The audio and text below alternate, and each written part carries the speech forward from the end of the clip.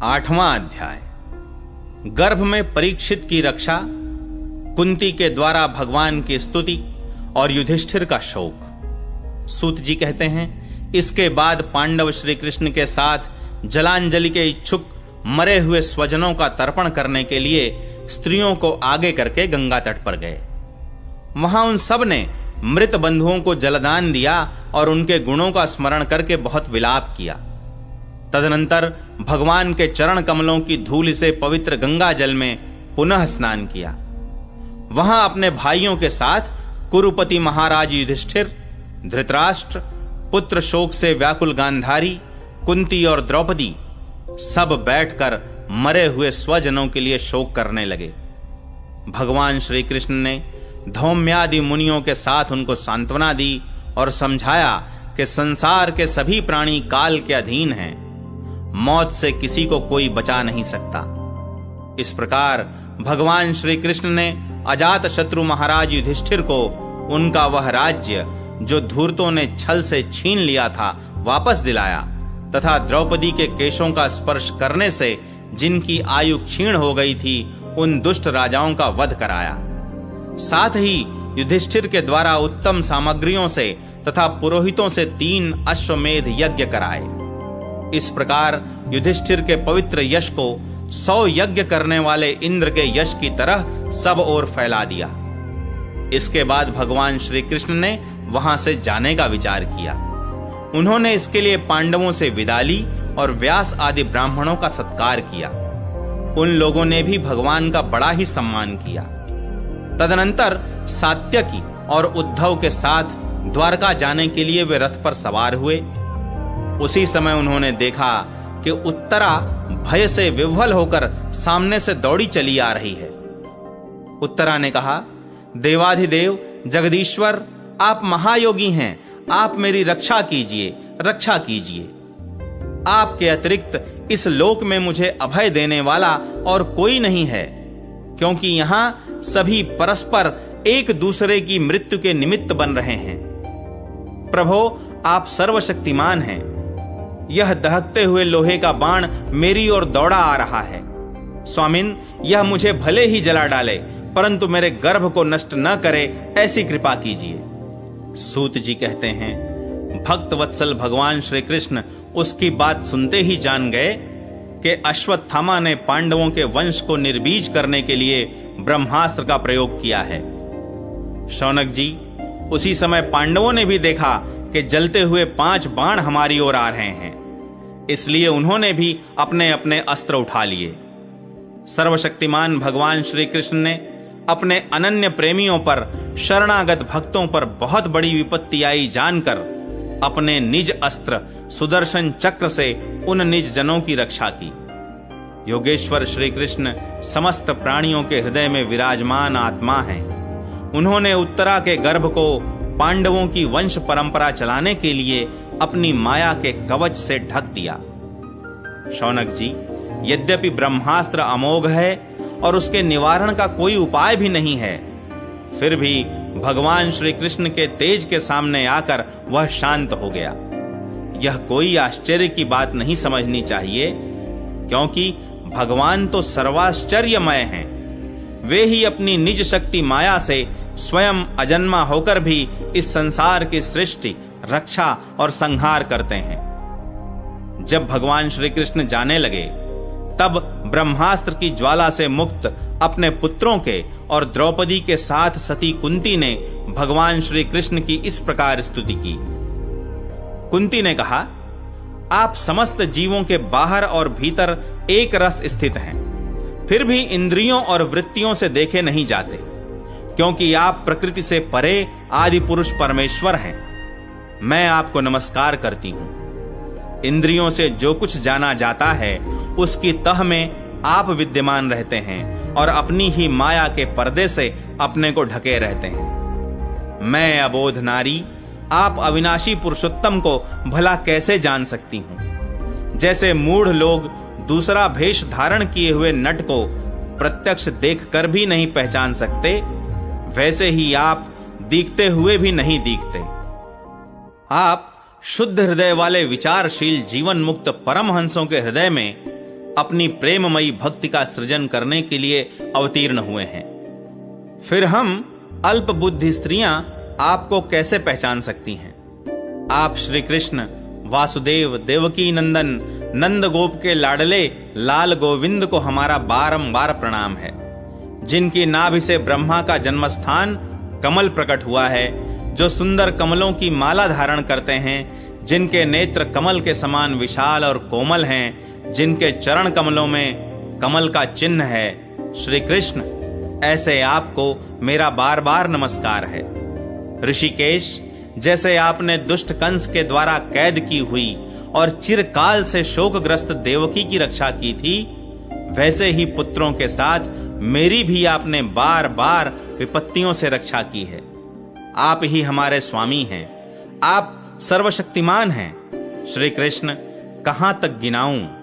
विष से, लाक्षागृह की भयानक आग से, हिडिंब आदि राक्षसों की दृष्टि से, दुष्टों की द्यूत सभा से, वनवास की विपत्तियों से और अनेक बार के युद्धों में अनेक महारथियों के शस्त्रास्त्रों से और अभी अभी इस अश्वत्थामा के ब्रह्मास्त्र से भी आपने ही हमारी रक्षा की है। जगत गुरु, हमारे जीवन में सर्वदा पद पद पर विपत्तियां आती रहें, क्योंकि विपत्तियों में ही निश्चित रूप से आपके दर्शन हुआ करते हैं और आपके दर्शन हो जाने पर फिर जन्म मृत्यु के चक्कर में नहीं आना पड़ता।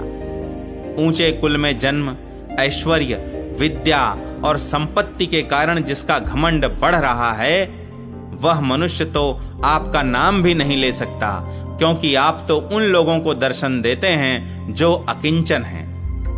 आप निर्धनों के परम धन हैं। माया का प्रपंच आपका स्पर्श भी नहीं कर सकता। आप अपने आप में ही विहार करने वाले परम शांति स्वरूप हैं। आप ही कैवल्य मोक्ष के अधिपति हैं। आपको मैं बार बार नमस्कार करती हूं। मैं आपको अनादि, अनंत, सर्वव्यापक, सबके नियंता, काल रूप परमेश्वर समझती हूं। संसार के समस्त पदार्थ और प्राणी आपस में टकराकर विषमता के कारण परस्पर विरुद्ध हो रहे हैं, परंतु आप सब में समान रूप से विचर रहे हैं। भगवान, आप जब मनुष्यों की सी लीला करते हैं, तब आप क्या करना चाहते हैं यह कोई नहीं जानता। आपका कभी कोई न प्रिय है और न अप्रिय। आपके संबंध में लोगों की बुद्धि ही विषम हुआ करती है। आप विश्व के आत्मा हैं, विश्व रूप हैं। न आप जन्म लेते हैं और न कर्म ही करते हैं, फिर भी पशु पक्षी, मनुष्य, ऋषि, जलचर आदि में आप जन्म लेते हैं और उन योनियों के अनुरूप दिव्य कर्म भी करते हैं। यह आपकी लीला ही तो है। जब बचपन में आपने दूध की मटकी फोड़कर यशोदा मैया को खिझा दिया था और उन्होंने आपको बांधने के लिए हाथ में रस्सी ली थी, तब आपकी आंखों में आंसू छलक आए थे, काजल कपोलों पर बह चला था, नेत्र चंचल हो रहे थे और भय की भावना से आपने अपने मुख को नीचे की ओर झुका लिया था। आपकी उस दशा का, लीला छवि का ध्यान करके मैं मोहित हो जाती हूं। भला जिससे भय भी भय मानता है, उसकी यह दशा। आपने अजन्मा होकर भी जन्म क्यों लिया है, इसका कारण बतलाते हुए कोई कोई महापुरुष यों कहते हैं कि जैसे मलयाचल की कीर्ति का विस्तार करने के लिए उसमें चंदन प्रकट होता है, वैसे ही अपने प्रिय भक्त पुण्य श्लोक राजा यदु की कीर्ति का विस्तार करने के लिए ही आपने उनके वंश में अवतार ग्रहण किया है। दूसरे लोग यूं कहते हैं कि वसुदेव और देवकी ने पूर्व जन्म में सुतपा और कृष्ण के रूप में आपसे यही वरदान प्राप्त किया था, इसीलिए आप अजन्मा होते हुए भी जगत के कल्याण और दैत्यों के नाश के लिए उनके पुत्र बने हैं। कुछ और लोग यूं कहते हैं कि यह पृथ्वी दैत्यों के अत्यंत भार से समुद्र में डूबते हुए जहाज की तरह डगमगा रही थी, पीड़ित हो रही थी। तब ब्रह्मा की प्रार्थना से उसका भार उतारने के लिए ही आप प्रकट हुए। कोई महापुरुष यूं कहते हैं कि जो लोग इस संसार में अज्ञान, कामना और कर्मों के बंधन में जकड़े हुए पीड़ित हो रहे हैं, उन लोगों के लिए श्रवण और स्मरण करने योग्य लीला करने के विचार से ही आपने अवतार ग्रहण किया है। भक्त जन बार बार आपके चरित्र का श्रवण, गान, कीर्तन एवं स्मरण करके आनंदित होते रहते हैं, वे ही अविलंब आपके उस चरण कमल का दर्शन कर पाते हैं जो जन्म मृत्यु के प्रवाह को सदा के लिए रोक देता है। भक्त वांछा कल्पतरु प्रभो, क्या अब आप अपने आश्रित और संबंधी हम लोगों को छोड़कर जाना चाहते हैं? आप जानते हैं कि आपके चरण कमलों के अतिरिक्त हमें और किसी का सहारा नहीं है। पृथ्वी के राजाओं के तो हम यूं ही विरोधी हो गए हैं। जैसे जीव के बिना इंद्रियां शक्तिहीन हो जाती हैं, वैसे ही आपके दर्शन बिना यदुवंशियों के और हमारे पुत्र पांडवों के नाम तथा रूप का अस्तित्व ही क्या रह जाता है। गदाधर, आपके विलक्षण चरण चिन्हों से चिन्हित यह कुरजांगल देश की भूमि आज जैसी शोभायमान हो रही है, वैसी आपके चले जाने के बाद न रहेगी। आपकी दृष्टि के प्रभाव से ही यह देश पकी हुई फसल तथा लता वृक्षों से समृद्ध हो रहा है। ये वन, पर्वत, नदी और समुद्र भी आपकी दृष्टि से ही वृद्धि को प्राप्त हो रहे हैं। आप विश्व के स्वामी हैं, विश्व के आत्मा हैं और विश्व रूप हैं। यदुवंशियों और पांडवों में मेरी बड़ी ममता हो गई है। आप कृपा करके स्वजनों के साथ जोड़े हुए इस स्नेह की दृढ़ फांसी को काट दीजिए। श्री कृष्ण, जैसे गंगा की अखंड धारा समुद्र में गिरती रहती है, वैसे ही मेरी बुद्धि किसी दूसरी ओर न जाकर आपसे ही निरंतर प्रेम करती रहे। श्री कृष्ण, अर्जुन के प्यारे सखा यदुवंश शिरोमणे, आप पृथ्वी के भार रूप राजवेशधारी दैत्यों को जलाने के लिए अग्नि स्वरूप हैं। आपकी शक्ति अनंत है। गोविंद, आपका यह अवतार गौ, ब्राह्मण और देवताओं का दुख मिटाने के लिए ही है।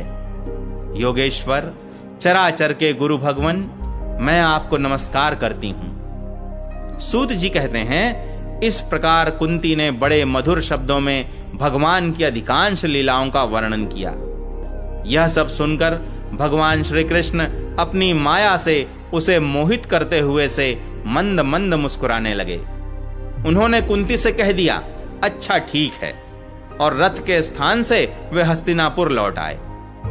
वहां कुंती और सुभद्रा आदि देवियों से विदा लेकर जब वे जाने लगे, तब राजा युधिष्ठिर ने बड़े प्रेम से उन्हें रोक लिया। राजा युधिष्ठिर को अपने भाई बंधुओं के मारे जाने का बड़ा शोक हो रहा था। भगवान की लीला का मर्म जानने वाले व्यास आदि महर्षियों ने और स्वयं अद्भुत चरित्र करने वाले भगवान श्री कृष्ण ने भी अनेकों इतिहास कहकर उन्हें समझाने की बहुत चेष्टा की, परंतु उन्हें सांत्वना न मिली, उनका शोक न मिटा। शौनक आदि ऋषियों, धर्मपुत्र राजा युधिष्ठिर को अपने स्वजनों के वध से बड़ी चिंता हुई।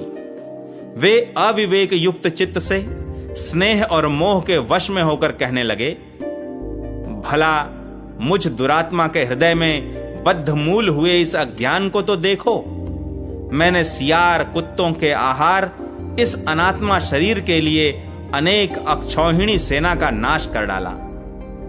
मैंने बालक, ब्राह्मण, संबंधी, मित्र, चाचा, ताऊ, भाई बंधु और गुरुजनों से द्रोह किया है। करोड़ों बरसों में भी नरक से मेरा छुटकारा नहीं हो सकता। यद्यपि शास्त्र का वचन है कि राजा यदि प्रजा का पालन करने के लिए धर्म युद्ध में शत्रुओं को मारे तो उसे पाप नहीं लगता, फिर भी इससे मुझे संतोष नहीं होता। स्त्रियों के पति और भाई बंधुओं को मारने से उनका मेरे द्वारा यहां जो अपराध हुआ है, उसका मैं गृहस्थोचित यज्ञ यागादिकों के द्वारा मार्जन करने में समर्थ नहीं हूं। जैसे कीचड़ से गंदला जल स्वच्छ नहीं किया जा सकता, मदिरा से मदिरा की अपवित्रता नहीं मिटाई जा सकती, वैसे ही बहुत से हिंसा बहुल यज्ञों के द्वारा एक भी प्राणी की हत्या का प्रायश्चित्त नहीं किया जा सकता।